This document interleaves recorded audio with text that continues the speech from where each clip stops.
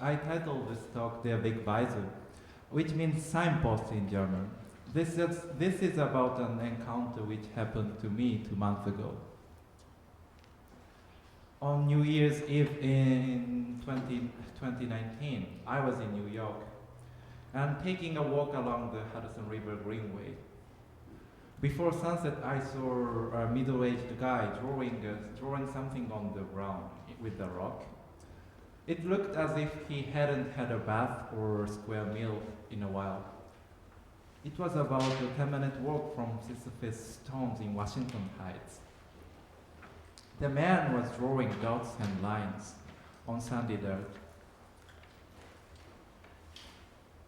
I asked the guy what he was doing and what these dots and lines were. He answered Straing Quartet, and then started to sing joyfully while pointing to each drawing with his fingers. It didn't take me long to find that this kind of hieroglyph could be read as musical notation, and I started to get excited about the discovery.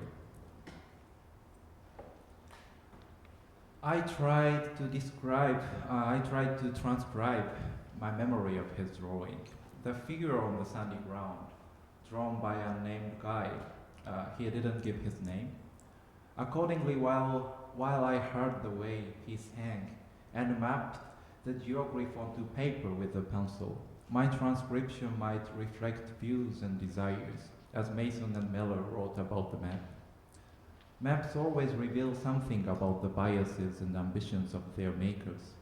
To look at the map is to view the world through someone else's eyes, to see the coastline of South America as pirates saw it in the 1600s, or to see American cities of the Soviet military mapped them in exquisite detail during the Cold War. And now let's listen to the piece. Let me introduce the Morii String Quartet.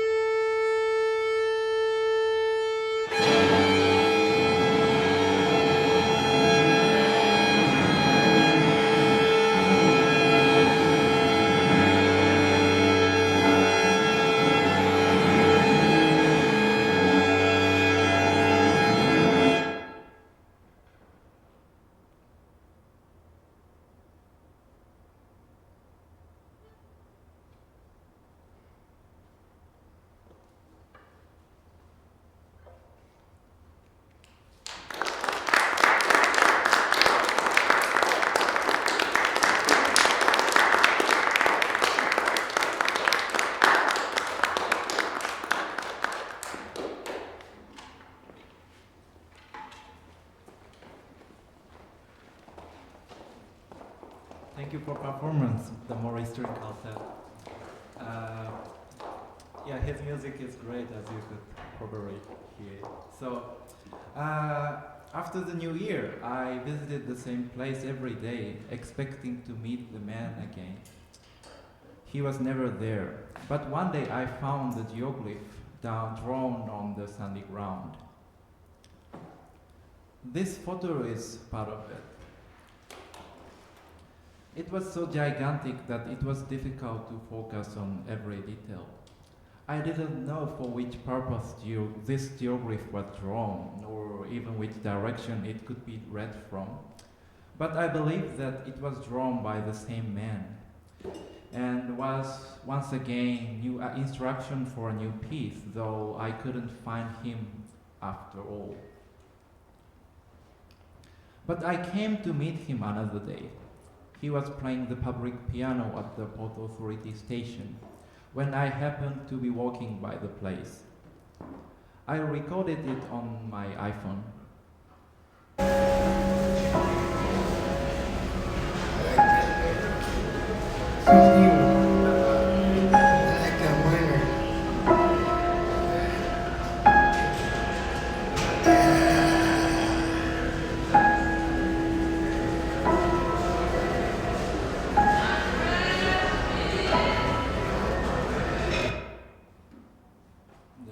Another guy was talking to him in this recording. I like it, sounds evil, like a minor, and so on. Probably because he wanted to play the piano, but the man never responded, and kept playing the piano.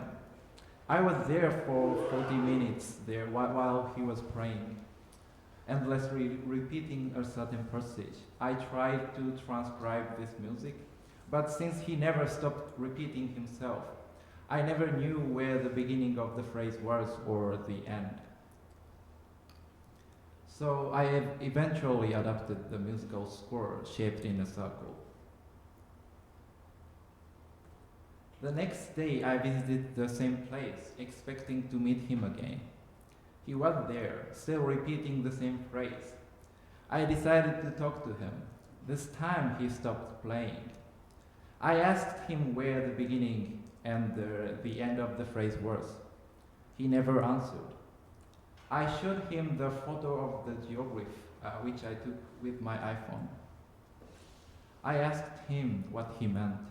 He said he was making music for car horns. I didn't have enough time to talk to him because I had to catch a flight to California. And now, I am looking for someone who might be willing to join this future project. This is music for car horns, for any number of driver performers. Hopefully, someone with a driver license, but no music. Yeah, because I have no car driver license, but no music skills are required. If interested, please text me. I am also looking for a place to perform the piece, but I believe I can find somewhere in California, since there are a lot of wide open spaces here.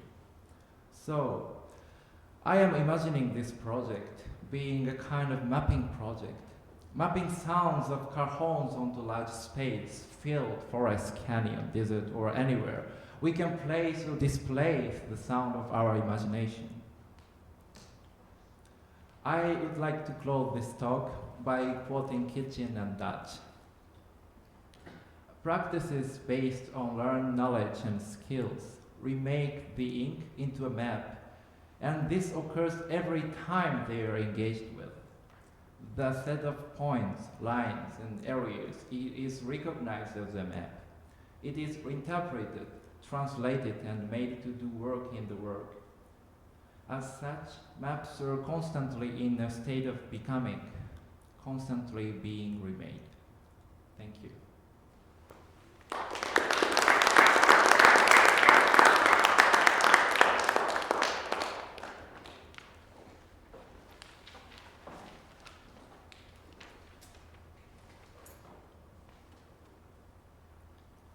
Morii String Quartet.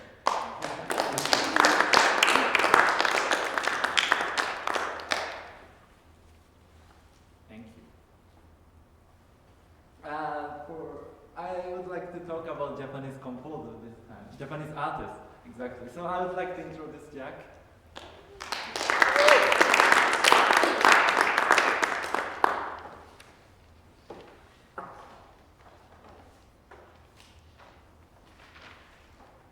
In this talk, which I call the Rückspiegel 3.5, I would like to talk about Japanese artist Keiko Yoneda, who has a peculiar relationship to John Cage.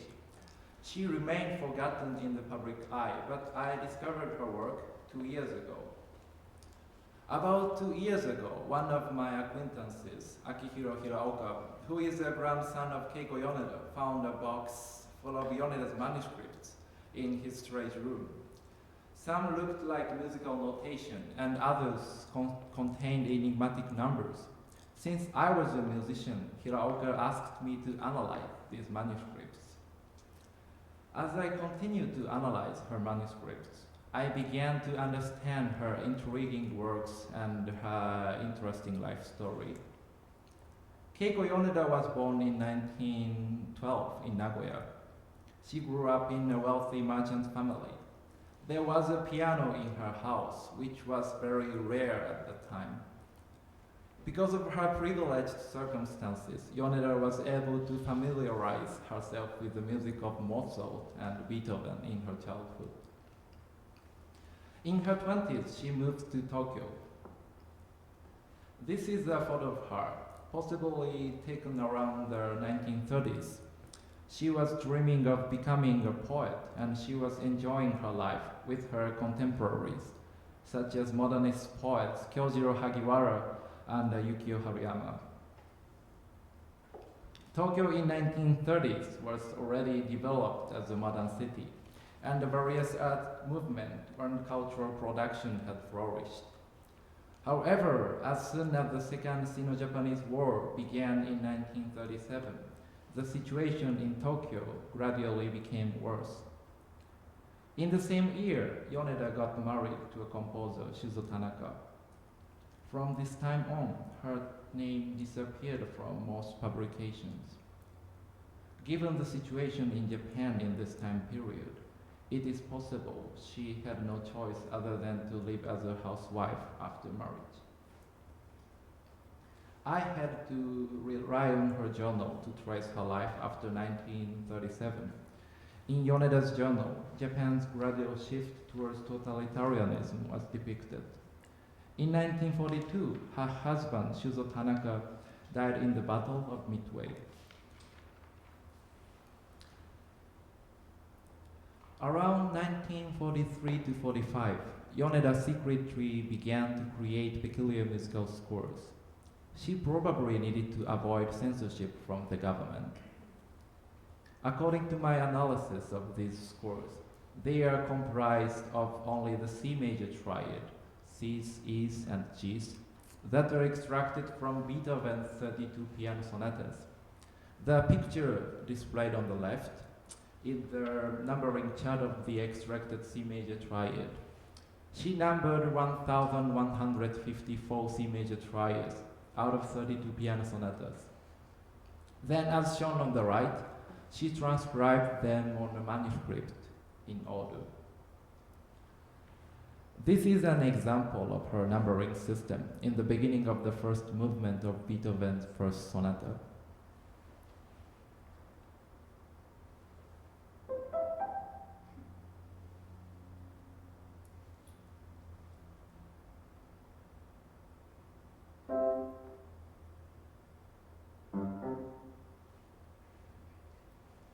On this page, she rearranged them into a new order to construct a fragment.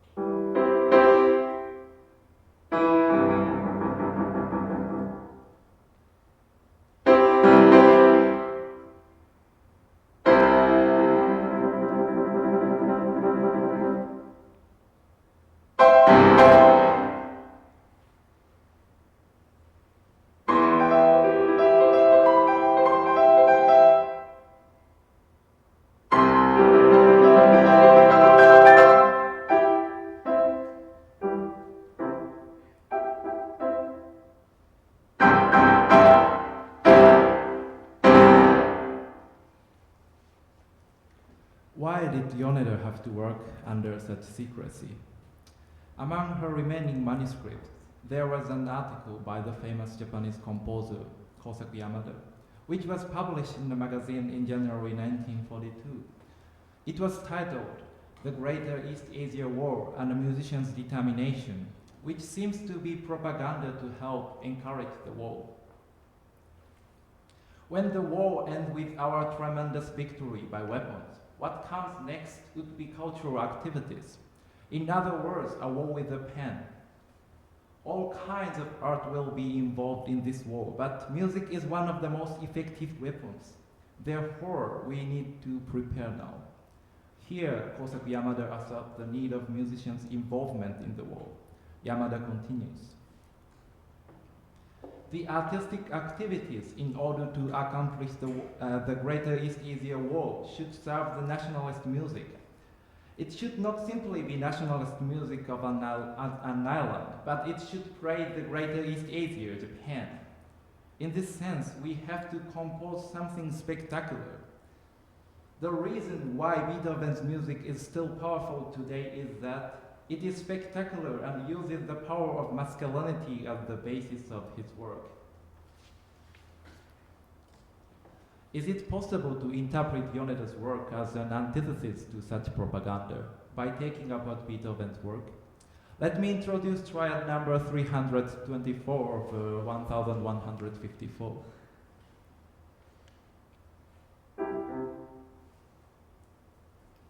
After the war, Yoneda worked on the visual and sound poetries based on the preface of the Japanese Constitution.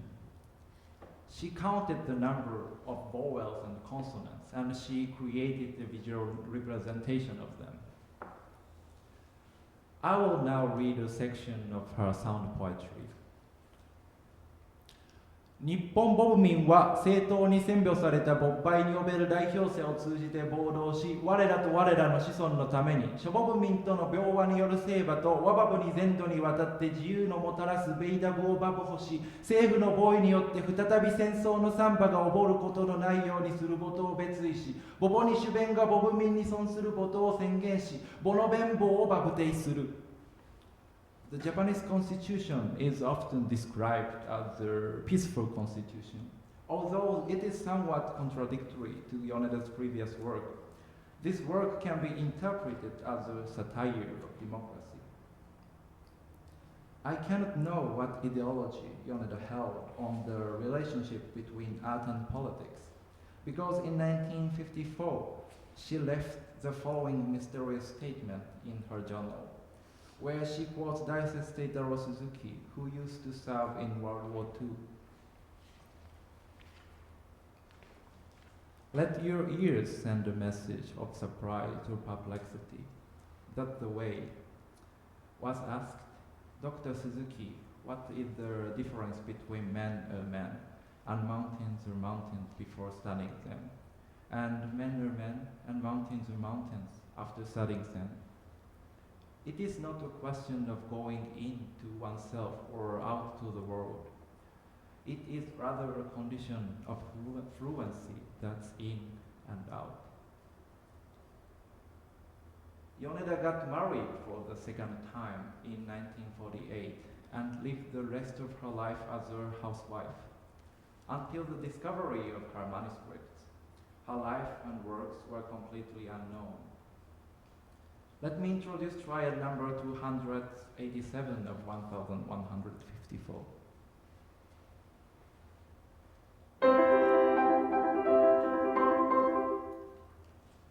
She died in Tokyo in 1992. As an interesting side note, her birth year and death year are the same as John Cage's. Let me introduce trial number 94 to 98 of 1154.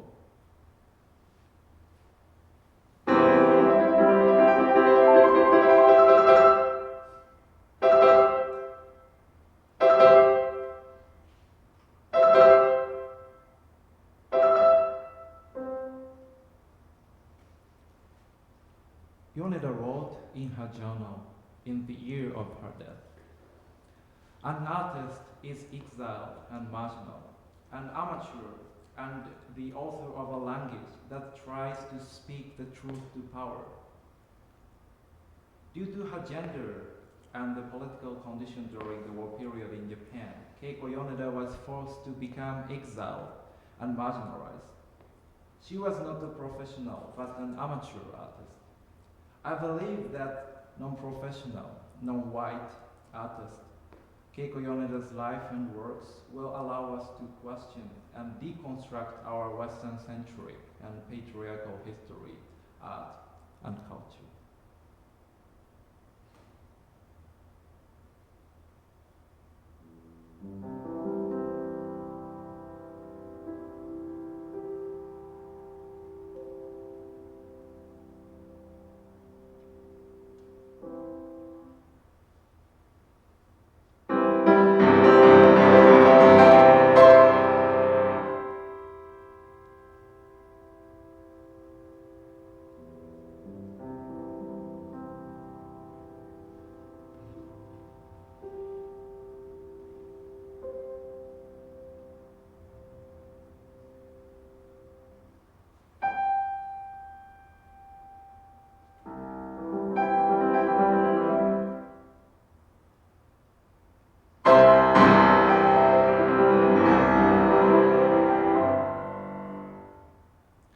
Thank you.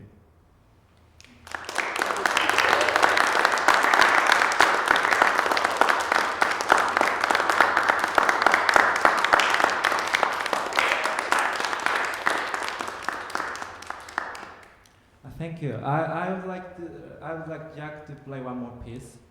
It was written 1 year ago, and right after my team in Japan performed Keiko Yoneda in Tokyo. At the time, it was 1 hour version of lecture performance, and we did like 6 performances in 4 days. So after listening to C major triad every day, I felt like listening something other than C major triad. So then I came up with the C minor triad. That actually happened to me. So this piece consists of only C major and C minor triad. C, E flat, E natural, and G. And this is my piece called Unnarrative Narration III. So,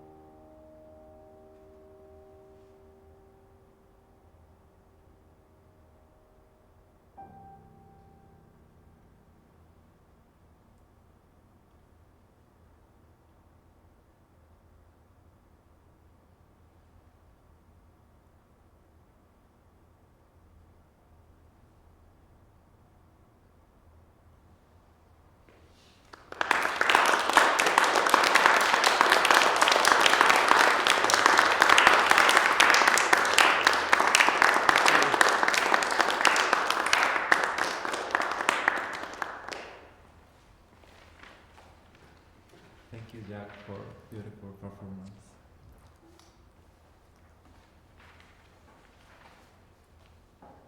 So,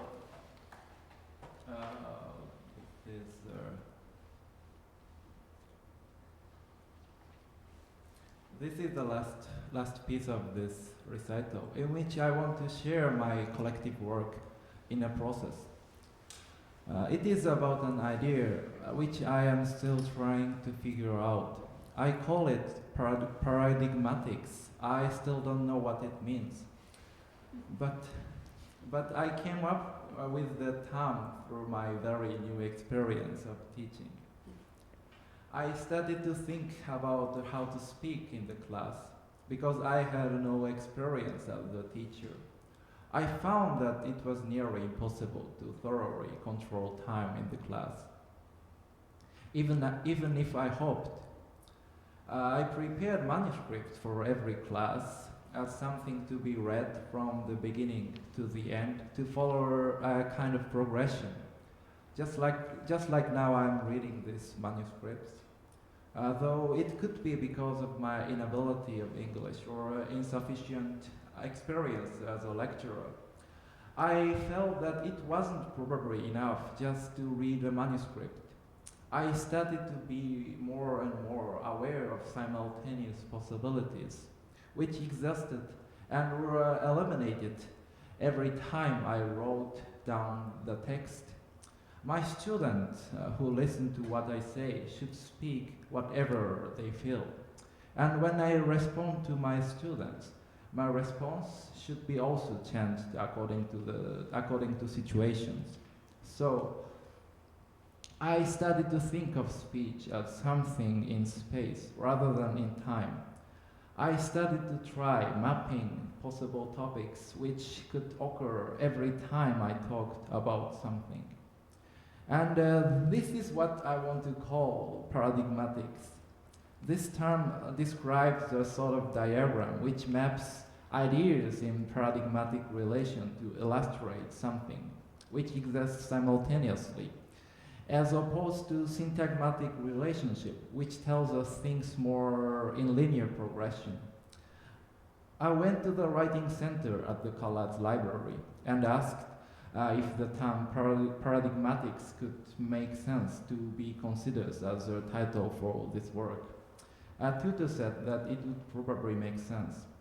He also suggested if I had other choices, since he found the term paradigmatics a bit awkward as a title. But I am still using the word paradigmatics, perhaps provisionally, since I couldn't find an alternative. And since this is a talk about my collective work in a process, which I find is somehow related to the idea of a paradigm. I asked Chiho Oka, a brilliant artist in Japan, to create a website which consists of a paradigmatic relation. So this is their website. This is called Displacement, their Winterreise, on which you can rearrange the text of their Winterreise, written in German by Wilhelm Müller. As you can see, you can rearrange the text like this, like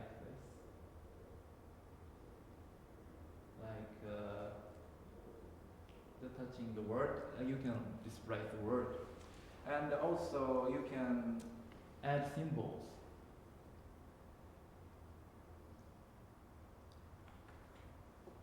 And you can also change like lines, like touching these things. So, and also you can trash any kind of stuff to here. So this is what this website is. And yeah, I have to go back to the. So Chiho and I are still improving the website. For example, we hope in the future we can like shift lowercase, uppercase of each word. But you can already access to the website through QR code, which is printed on the program note of this concert, or by simply typing the URL. Der Winterreise by Müller, which consists of 24 poems, became quite famous after Franz Schubert composed the piece for the text. Not only it is perhaps one of the best known song cycles in the Western classical music history ever, but the piece is also notorious for its dark, somber, and sad expression. So my idea is, can we make it happy by rearranging the original text? And I want you to engage that process of displacement by accessing the website and rearranging the words to turn it happy.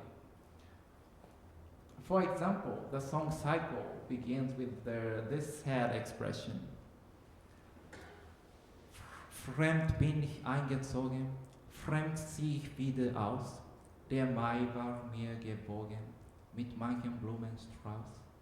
Das Mädchen sprach von Liebe, die Mutter gar von ihr. Nun ist die Welt so trübe, der Weg gehüllt in Schnee. This is the beginning of the first song of the cycle, Gute Nacht, which means good night in German. I will read the translation in English, which I found on the website Oxford Leader. I arrive a stranger I depart. May blessed me with many a bouquet of flowers. The girl spoke of love, her mother even of marriage. Now the world is so desolate, the path concealed beneath snow. And so I rearranged this original text like this. Fremd ist sie eingezogen, steht nun vor meinem Haus. Der Mai ist mir gewogen mit manchem Blumenstrauß. Das Mädchen spricht von Liebe, die Mutter gar von ihr. Nun ist die Welt so stille, der Weg gehüllt in Schnee. And in English, it would mean like this. I italicize the word where displaced. I show you the original text on the left and the rearranged text on the right. I mean the English translation. She arrived, a stranger, now stands in front of my house. May blesses me with many a bouquet of flowers. The girl speaks of love, her mother even of marriage. Now the world is so calm, the path concealed beneath snow.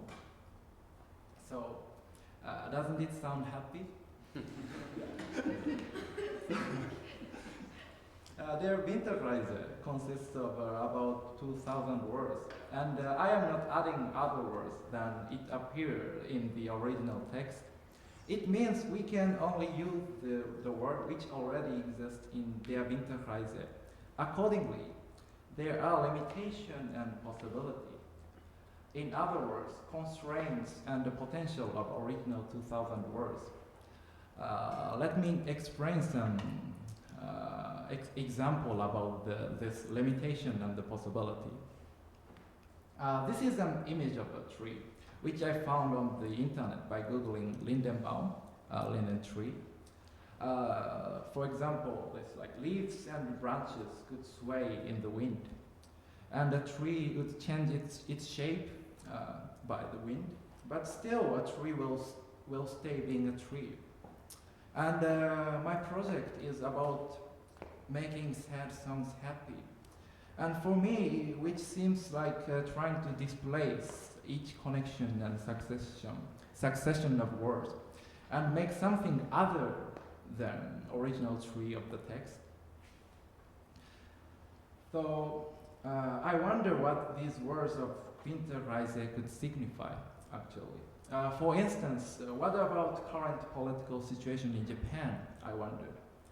We may probably use the words such as trübe, which means desolate in German, hoping to signify current disaster in Japan.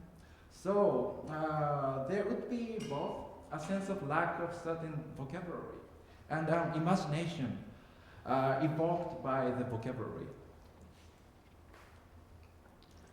So far I have shown an example of the rearrangement of the first stanza of the Gute Nacht.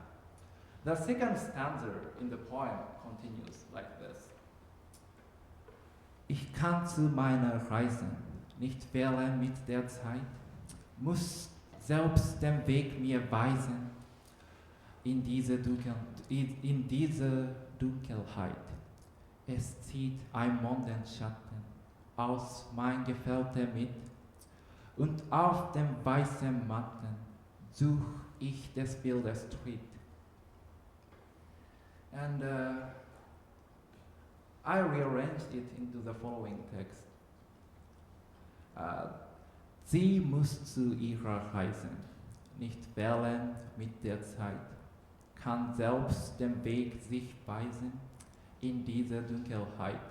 Es zieht ein Mondenschatten aus ihr Gefährte mit, und auf dem weißen Matten find ich des Liebchens Tritt. So, this is a comparison of two English translations. So, I'd like to, I just want to read the rearranged one. She doesn't have to choose the time for her journey. She can find her own way in this darkness. A shadow thrown by the moon is her companion. And on the white meadows, I found the tracks of lover. I asked Linda Maria Rodriguez Breña to edit my journal. Without her help, I could never do this project, so thank you, Linda. She will be probably watching this performance through live streaming. And Linda and I liked a lot this version of rearrangement. We call this Stalker one, because the protagonist seems to be like this, like that. But I am not sure in this case if this text could be really read as happy. The protagonist in the poem might be happy with stalking, but I wasn't sure if it was something I was looking for in this rearrangement. And so I started to think more about what the word happy could mean. This is another try to by using a minimal set of words. This is verlassen und gefunden. And if you want to translate it into English, it would be probably like left and found. And just as in English translation, the text doesn't mean probably anything. But for me, it looks a bit happy. Sounded like something to be left and something to be found. And that's it. I also made another found poem by rearranging the original. Gefunden. gefunden, ein Lindenbau, zwei Mädchenaugen, drei Sonnen. So, found a linden tree, two girls' eyes, three suns. Linda said, my editor, she said she loved it, and she said like it's like a wanted poster and a recipe at the same time. And yeah. And when I first explained an idea of the project about making sad Winterreise happy, Linda told me about her personal experience related to Winterreise. She said she played a game once in university in Vienna, which used the text from Gute Nacht, as we have already seen, which is the first poem in the Winterreise. Since she didn't know much about the text at the time, she said she found the line, Die Liebe liebt das Wandern, extremely positive. The line means love delights in wandering, which is in the fifth line of the third stanza from Gute Nacht. But she also said that after she got to know more about the text and context of the whole piece, it became more and more deranged and dramatic than she would have guessed. So this is the original text. Die Liebe liebt das Wandern, Gott hat sie so gemacht. Von einem zu dem anderen, fein Liebchen, gute Nacht. And here is another question of this rearrangement. Isn't this project too ambiguous? I mean, just as Linda found the line, Die Liebe liebt das Wandern, happy, it's obvious, somehow obvious, that the poem, the text, or the continuity of the words are already open for many readings. And if you hope to rearrange certain continuity of the words into other successions, doesn't it mean that you are displacing from one ambiguity to another ambiguity? The displacement could also be simply like this. And on the website, our displacement, der Winterreise, you can just copy the original line without rearrange the word actually. Just copying Die Liebe liebt das Wandern. And in this sense, I also like this line from the same stanza, von einem zu dem anderen, which means from one to another. For me, it sounds like a summary of this concept, the idea of displacement, but also the abstract from An die Musik, another famous song composed by Schubert. As the title, An die Musik, indicates, the song is about music as beloved art, which carried listeners from a desolate world into a better world. But we should keep asking, why do we have to displace from one state to another? Can we make a better world? And what is the better world means? What is a better world? And what is the idea of happy?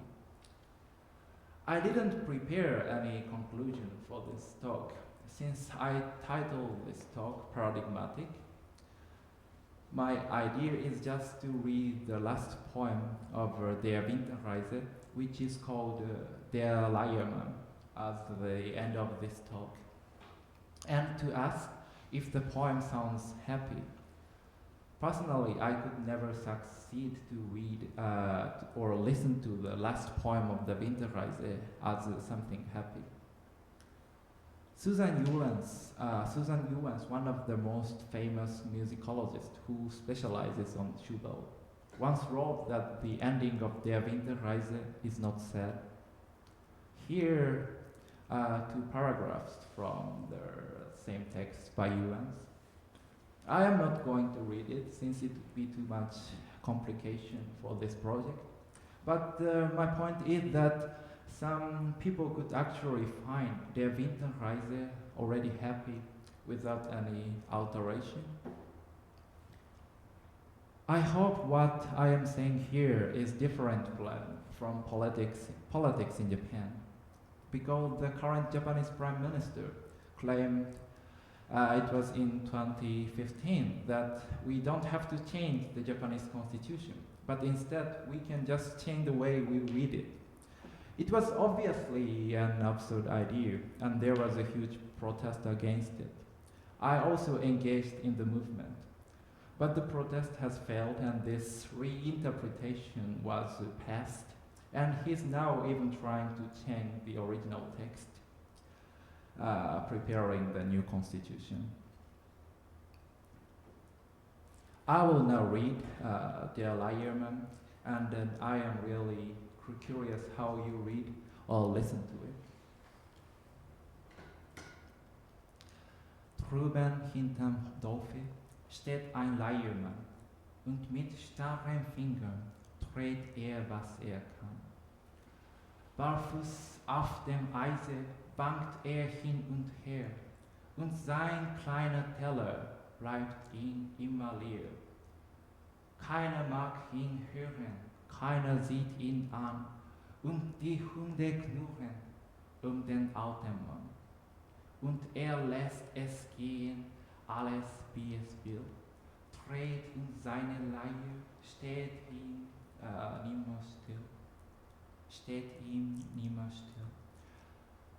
Wunderlicher Autor, soll ich mit dir gehen, willst zu meinen Brüdern deine Lieder, willst zu meinen Liedern deine Leier drehen.